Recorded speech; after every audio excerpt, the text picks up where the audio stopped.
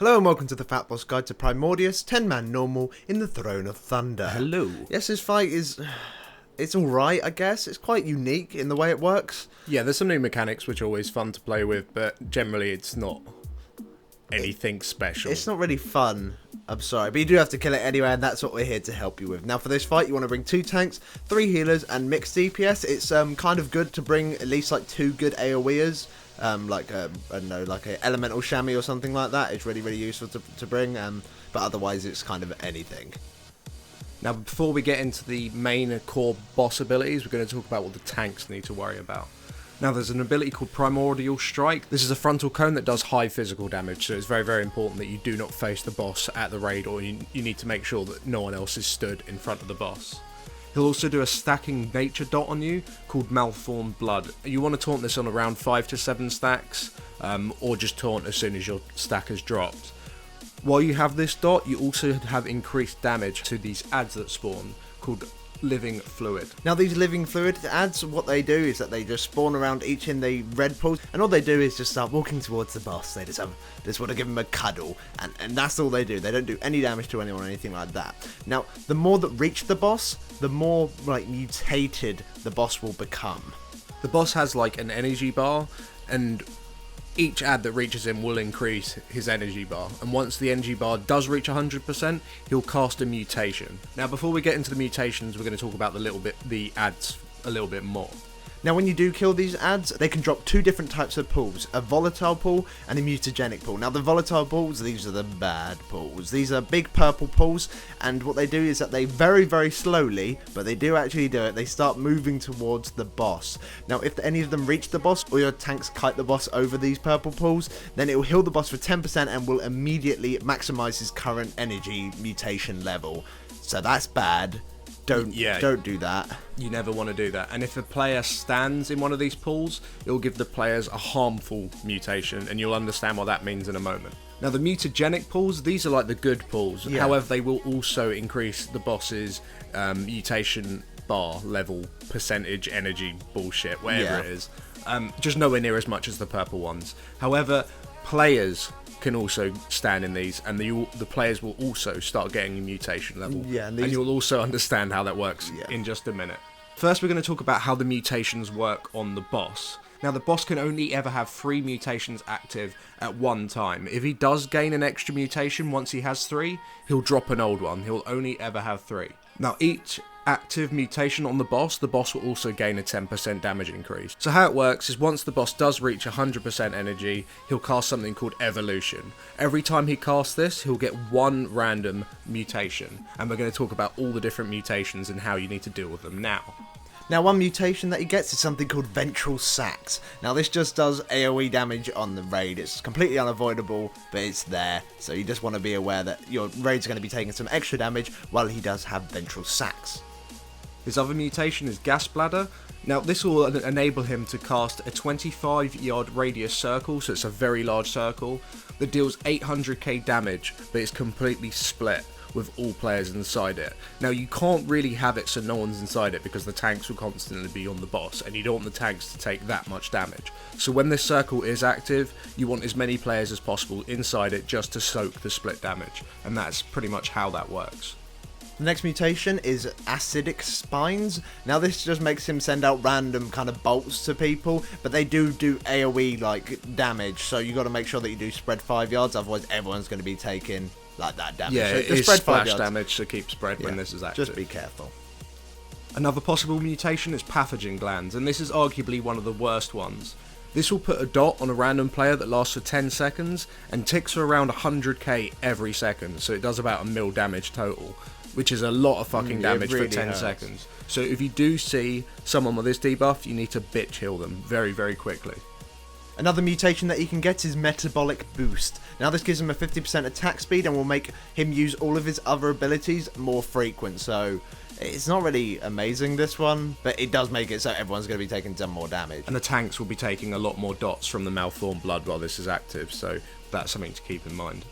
And the last possible mutation he can have is Erupting Pustules. Now this will cover certain areas of the room with these little blobby things on the ground, and after a couple of seconds they'll explode and deal damage to anyone near them. It's sort of like a 2-yard radius around them. These will always go in like different set locations. They will never deliberately spawn underneath a player. They can spawn underneath a player if the player's in the wrong place. If the player's in the wrong place. But essentially it works like the balls of fire in the Ascendant Council from Bastion of Twilight in the last phase. It works very similar to that. Just don't stand near them. If you do get hit by them, it's not a big deal. They don't hit that hard, but it's just extra damage that your healers aren't going to enjoy. So don't stand in them. So now you know, oh look, that's all the boss does. He's doing nothing. Oh, it's absolutely fine. Well, the boss also has a lovely buff on him that makes it so he takes 75% less damage unless you are fully mutated.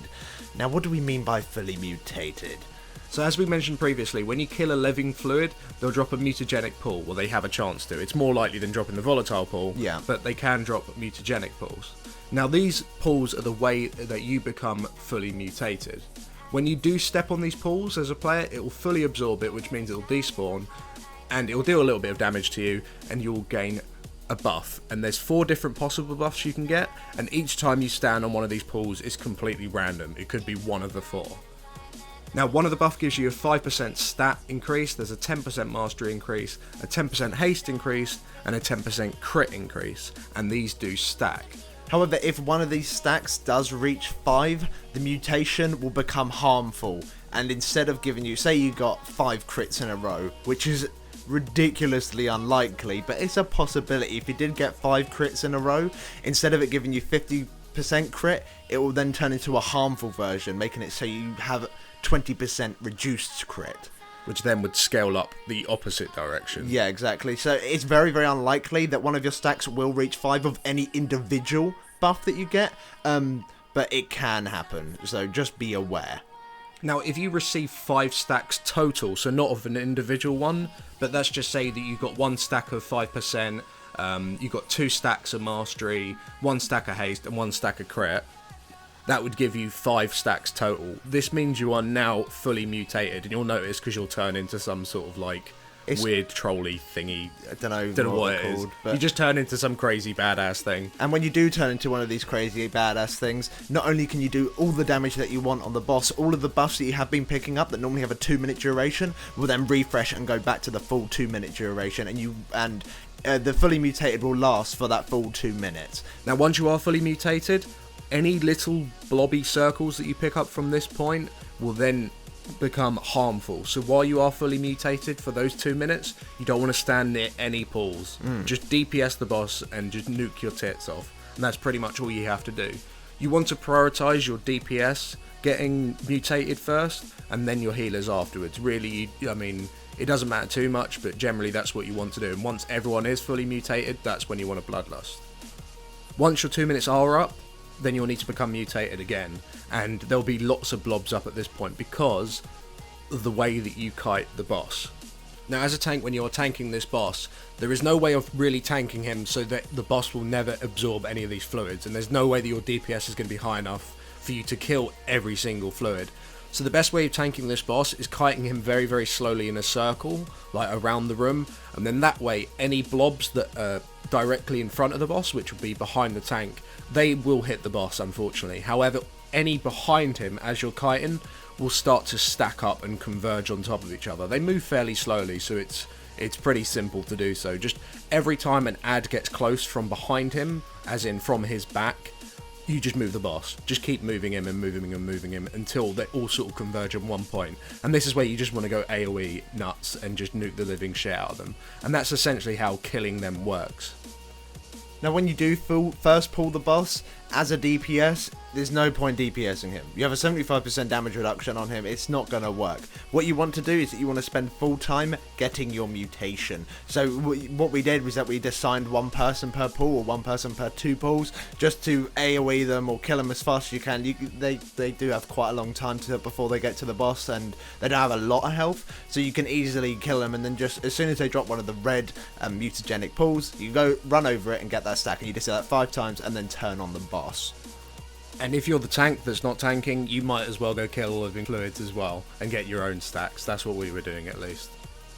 Now, if someone does mess up and starts getting loads of harmful debuffs, you can just dispel them. Every time you dispel someone in this encounter, it will remove all their debuffs. Yeah. But that means you'll also be dispelling any helpful ones as well, which is kind of bad. But at least it means that, you know, let's just say someone did pick up a load of negative ones and they had like minus 20% stats. That's a lot of stats to have to be missing. So you really want to just dispel that person, and then they can go pick up the mutation again. However, if that one person, I'd say, like, has one harmful one and has 5 helpful ones, it's kind of pointless dispelling them, because then they've just got to go run around and pick it all up again, and it's just like a DPS loss, really, because DPS just want to be full-time on the boss. As soon as their stacks, as soon as their fully mutated drops, they just want to go pick it back up. And if you're dispelling them prematurely just because they have one harmful on them, like, that's just going to mess up their DPS, and it'll just make it so you're going to get tighter and tighter to the berserk, because you won't have the damage on the boss. So just be careful, and really it's very unlikely for you to get a load of harmfuls unless you are bad. So yeah, it shouldn't be too much of an issue. So to wrap up the fight, the most important thing is just making sure that all the DPS get mutated. You need to have all your, you need to have a very decent high uptime with DPS from the boss, because the enrage is quite tight. You need to keep an eye on all the mutations that are active on the boss, so you know how to position yourselves, whether to stack or whether to spread, or whether you need to know exactly what mutations are active on the boss. And that's essentially it. Pretty much, just kill living fluids, just don't stand in purple, don't kite over purple, and pick up the red ones if you need to get stacks and you're not already fully mutated. And yeah, the boss goes down fairly well. It's quite a nice easy boss once you kind of get your head around it. So thanks for watching. If this guide did help you out, please do drop us a like, it helps us out a lot, and we'll see you for our next guides. See you soon. Thanks for watching.